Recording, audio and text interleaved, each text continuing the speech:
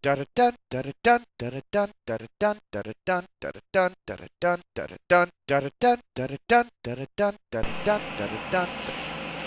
everyone. Not many people know this, but around this time marks kind of an anniversary for me.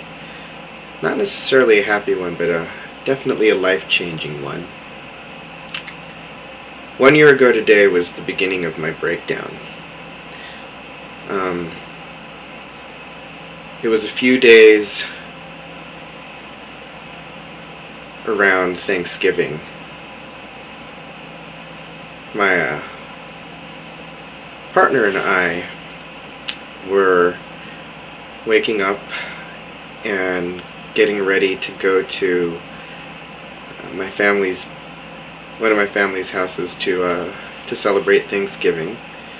And while he was in the shower, his phone rang, and there was a name on it that popped up that I didn't recognize. And I thought nothing of it at first. You know, we both have separate lives, or we both had separate lives from each other, and so we know people that he knew people that I didn't know, and I knew people that he didn't know, and so it wasn't such a weird thing. But it came at such an odd time, in the morning on Thanksgiving Day, and when I asked him about it, he said no one had called it had been a wrong number. And I knew it couldn't have been a wrong number because there was a name that popped up. It wasn't just a phone number, it was someone's name. And, it was just a blatant lie, really. And I guess I should have known, but I didn't want to believe it. And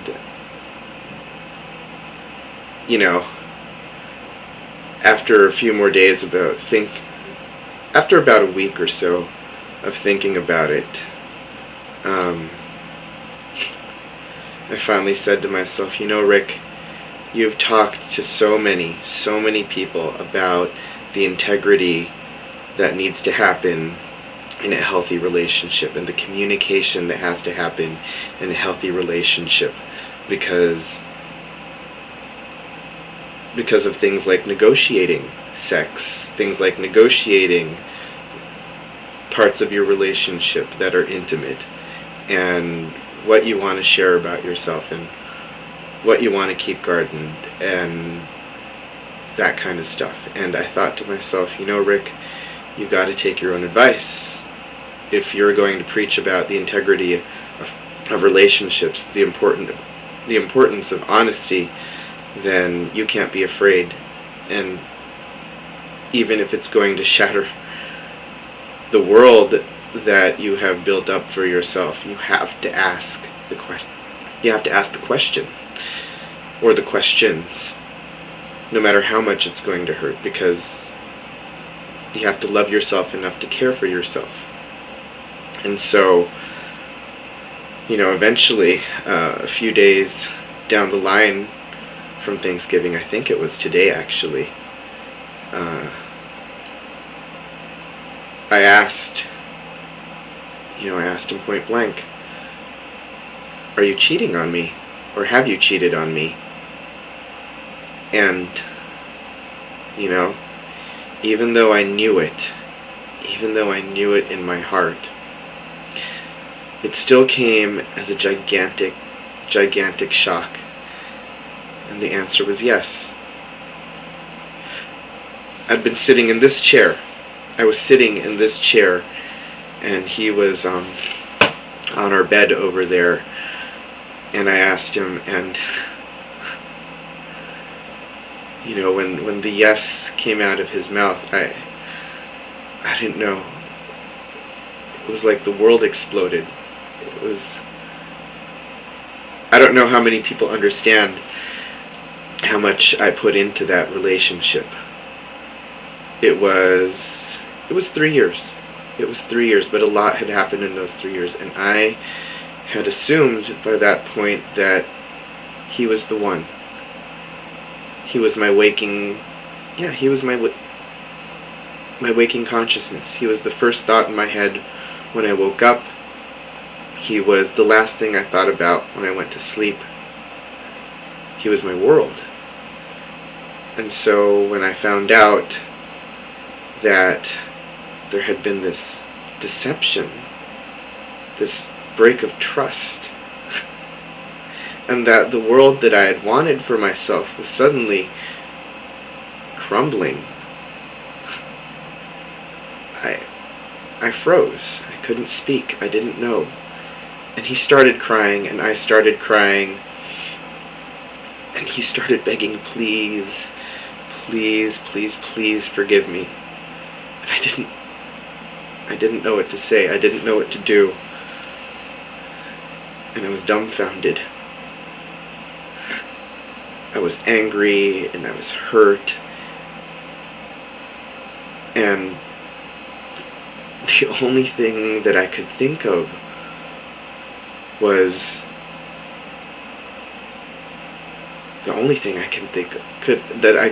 was these faceless hands all over this person that I loved in lust. And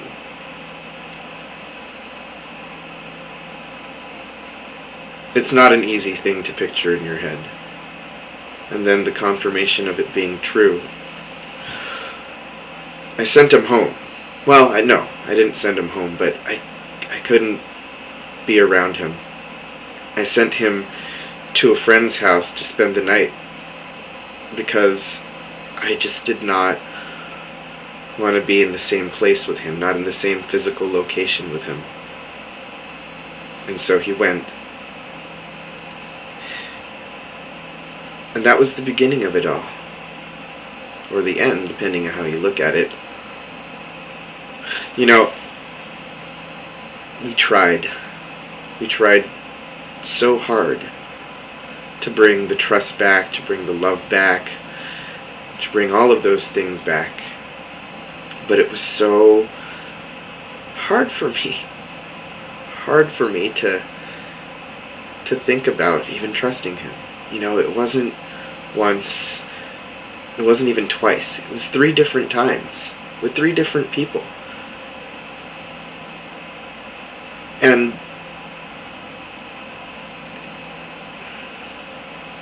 I know it's going to sound, I don't know. I don't know how it's going to sound. Maybe it'll sound weak. But I don't care. But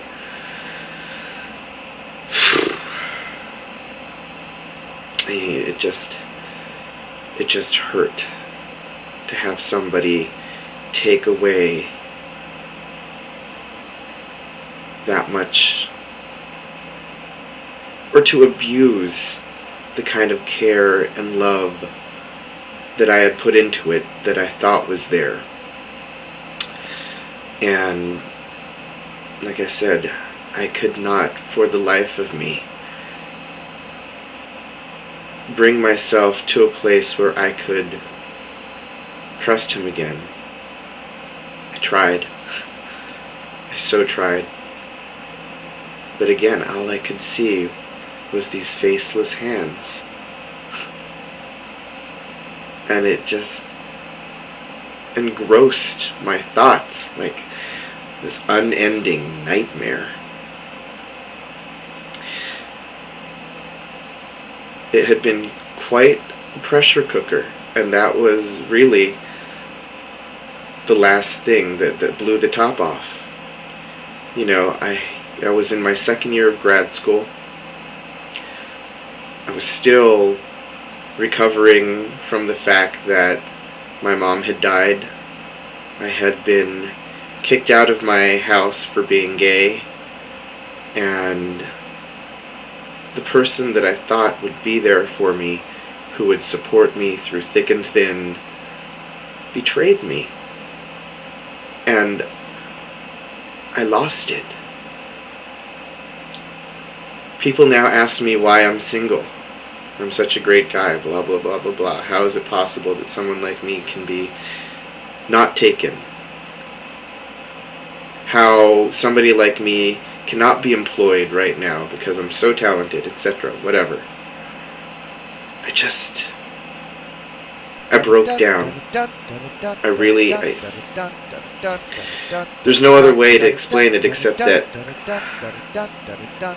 my mind stopped, and my heart stopped, and my body wanted to stop. It's a year later, and all of these things happened. And I'm only starting to recover right now. I'm only starting to let myself realize that it's okay that I was hurt, that it's okay that I have been so crazy. But it's hard.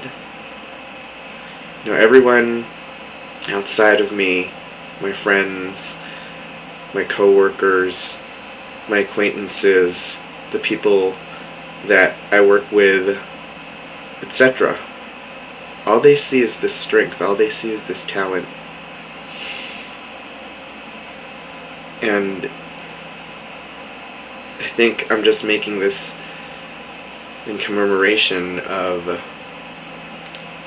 the day that my breakdown began, and in commemoration of the fact that I am pulling through, and that it's going to be okay.